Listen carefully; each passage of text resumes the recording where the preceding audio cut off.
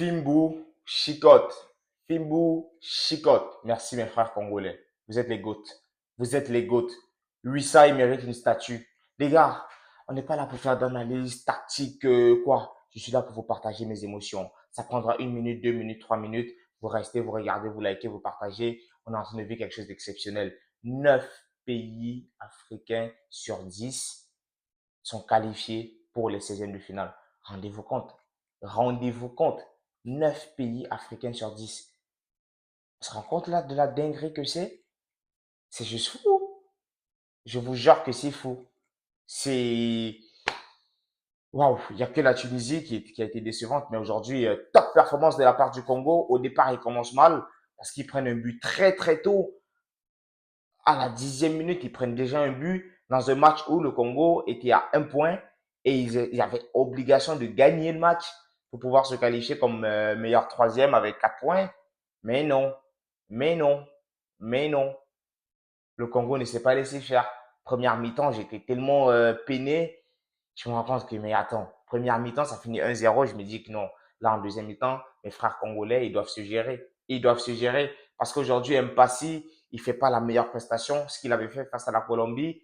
Aujourd'hui, Bakambu, on se pose les questions. Est-ce qu'il doit être encore titulaire? Qu'est-ce qui se passe avec Bakambu? C'est pas assez. Mutusami, Sipenga, c'est léger, quoi. C'est léger. Tu te dis que voilà, il n'y a pas moyen de, voilà, il faut bousculer. Mais non, mais non.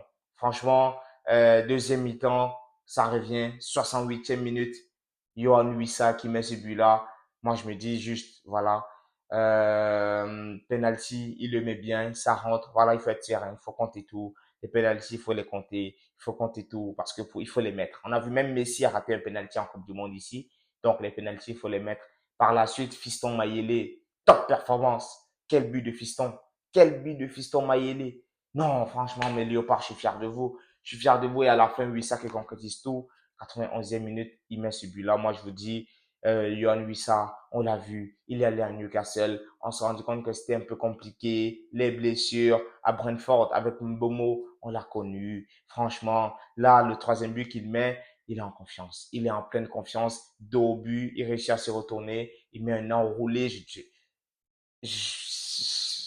À la différence de but, le Congo est qualifié. C'est juste phénoménal. C'est juste phénoménal. Ça, il faut l'avouer. Et bah écoutez, voilà, hein, voilà. Bemba, Chanzebe, Maswaku, Van Bissaka, c'est quand même une top performance qu'il réalise. Et voilà l'Ouzbékistan qui est éliminé. Hein. L'Ouzbékistan, grosso modo, on connaît que Khuzanov. Mais voilà, ils ont essayé. Fabio Cannavaro, qui est le coach, voilà, ils ont essayé. Il y a du potentiel, mais voilà, le Congo est qualifié et c'est tout ce qu'on demandait. Congo, Côte d'Ivoire, Sénégal, Maroc, Ghana, voilà, Cap-Vert, c'est fort. Algérie, c'est fort. Voilà. Merci vraiment à tous. Et le prochain rendez-vous, c'est le mercredi 1er juillet contre l'Angleterre. Ça va pas être un match facile. Vraiment pas. Donc, Fimbu, bravo à mes frères congolais et focus pour la suite.